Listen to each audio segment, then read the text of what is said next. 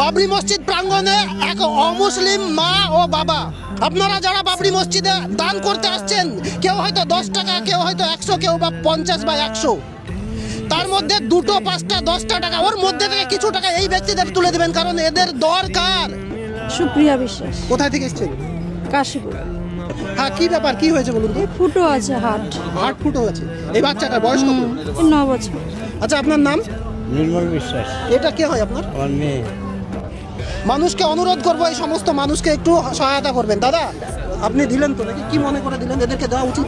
অবশ্যই দেওয়া উচিত, এদের পাশে দাঁড়ানো উচিত। পাশে দাঁড়ানো উচিত অবশ্যই। দেন দাদা, এ দেখুন মানুষ দিচ্ছে, আমরা অনুরোধ করব মানুষকে দিতে, কারণ এই মানুষগুলোর প্রয়োজন।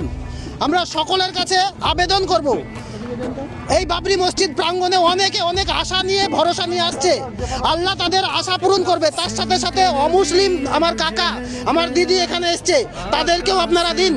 তাদেরও মনের আশা আছে একটা বড়, যে না, সেই মুসলিমের প্রাঙ্গণে মুসলিমের যে প্রোগ্রাম চলছে সেখানে গেলে আমাদেরও কিছু সহায়তা হবে।